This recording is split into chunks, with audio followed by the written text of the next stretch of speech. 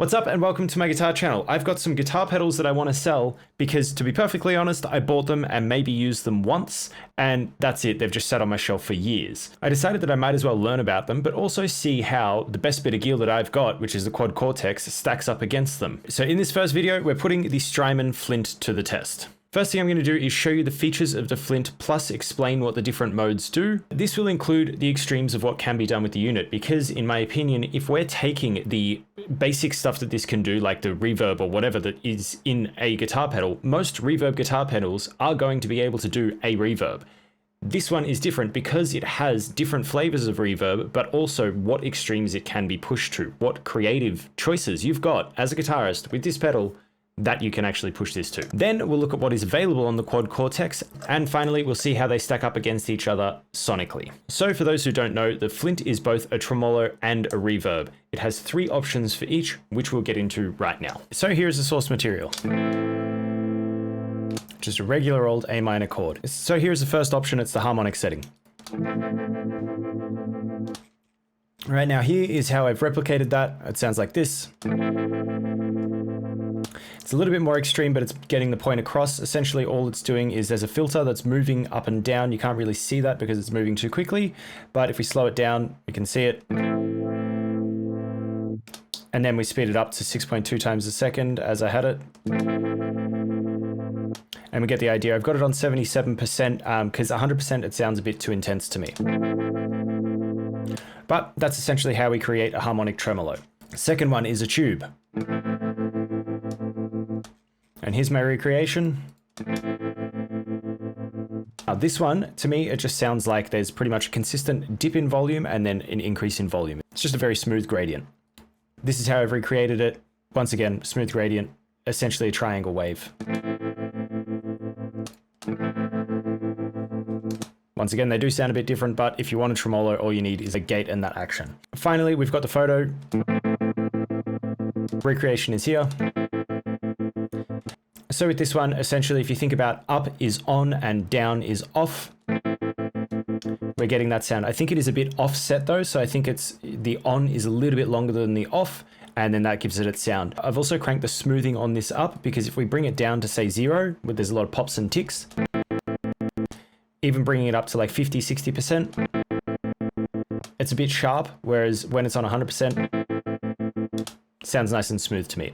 So that's pretty much how you do it. Now, the way that I like to think about the differences of these is the first one's harmonic, of course. The harmonic content is what dictates is going to be the sound. So instead of thinking like harmony, like chords, you think that the harmonic content of a note, each note has a harmonic series. If you filter out the harmonic series, then you're playing with the harmony of the note. So that's essentially all this is doing. A tube is essentially like a light bulb or an old school light bulb now that we've got these super ones these days, but they had to warm up and they had to cool down. So if you imagine that that's the case, a tube can't be instantaneous because it does have to warm up and it does have to cool down. So with a tube, that's why it's a smooth increase and decrease in volume. Then we've got a photo, which is essentially the way that I think about this. Light, as far as humans can perceive, is instantaneous. So it's on and off very, very swiftly. Of course, there is a cutoff time, otherwise it would be popping and clinking everywhere and sound gross. This is just a good way to think about the 3 different modes. As I said, I'm going to push it to the extreme. So this is the photo mode with the fastest speed, which clocks in somewhere around 600 cycles per minute, or 10 per second. So let's move on to the reverbs. Here is the 60s reverb, which is a spring reverb.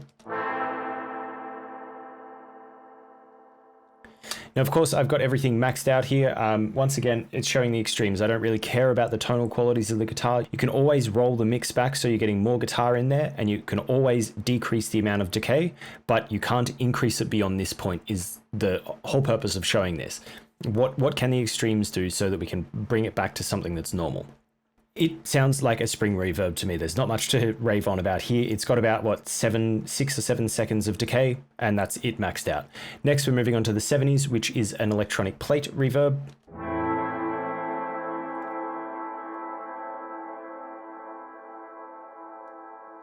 Right, obviously that's a lot more lush. The decay time is more than 20 seconds, and it sounds like an electric plate. This is actually my favorite type of reverb, pretty much for all situations. I just kind of think it has a beautiful quality. Next is the third setting, which is the 80s, which is a hall reverb, which imagine you're in a large cathedral or something.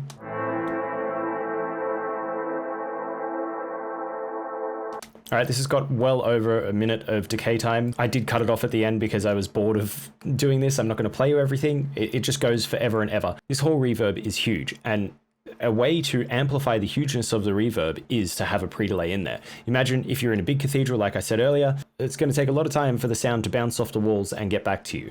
So that's what a pre-delay is about. I don't think it's used in mode 2 in the electronic plate, and I'm convinced that it's not used in the spring reverb.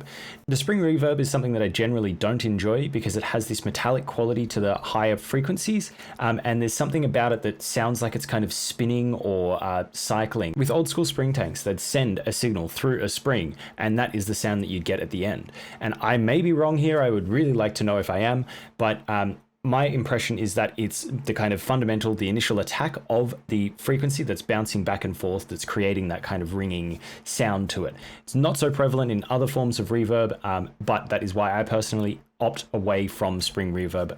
Not the biggest fan of it. All right, so let's look at the Quad Cortex. Now, first thing I'm going to point out about the Quad Cortex is it does not have a harmonic trem, so we can't even begin to replicate that. There is a guy online who's created a patch that replicates a harmonic trem, but I'm not going to bother putting that on my Quad Cortex. It doesn't come with the stock plugins. As far as I'm concerned, it is not involved. I will leave a link below, but you can jump onto the Neural DSP website and download this patch for your Quad Cortex if you want the harmonic trem, which is here.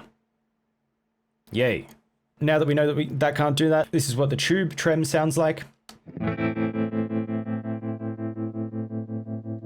right, it sounds like a tube trem. Let's look at the photo trem. So remember, this should be sharper. It's a lot sharper, obviously. Listening on. So the Strymon could only go to about 10 cycles a second, a little bit less than, whereas a Quad Cortex can go to 20. So you have a lot more range in what you can do. It's actually so many cycles that that is starting to produce its own note. So now if we play with the duty cycle, this is what we get.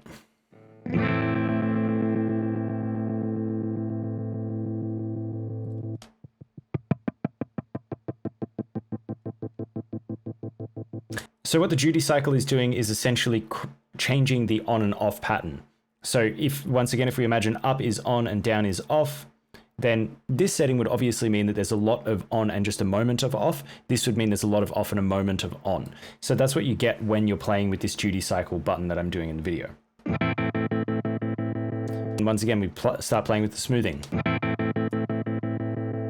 In that way, the Quad Cortex really wins out because there are just so many more options that you can use with this tool. So here's the spring on the Quad Cortex.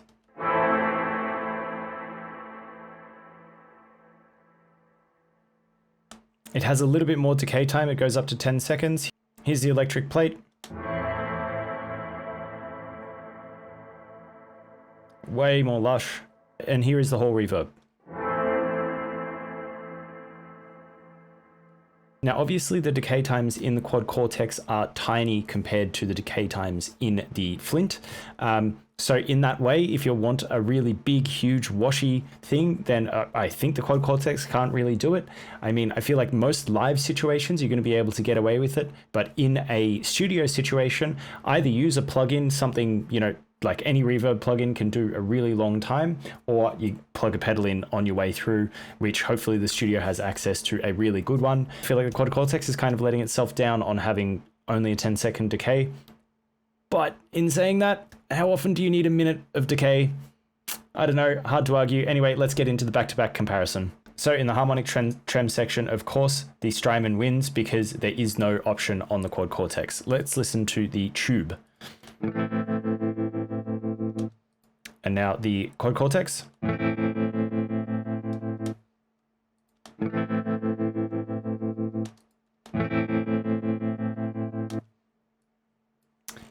You can decide what you think of the differences there.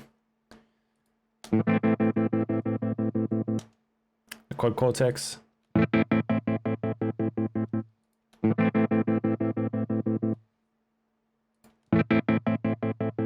feel like I've got the settings on the Quad Cortex a bit too sharp. I feel like I should increase the smoothness, and I should also increase the pulse because it's obviously moving a lot slower than the Strymon. Moving on to the reverbs. Here is the Strymon spring reverb.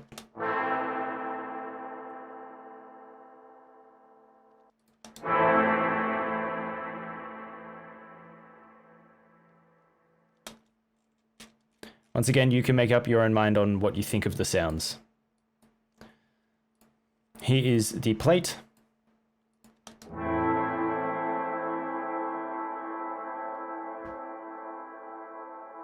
Quad Cortex plate.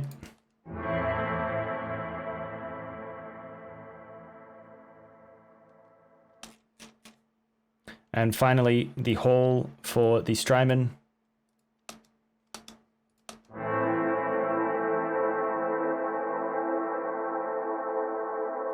And the hall for the Quad Cortex.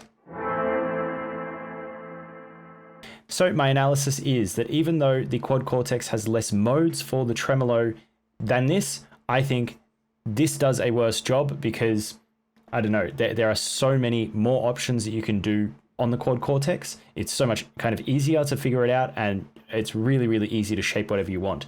However, pretty much all of the reverbs in this are better than what I found in the Quad Cortex. I know there are other options in the Quad Cortex, but this is not about dissecting exactly what replicates this pedal perfectly. This is about finding what you can easily access in the Quad Cortex.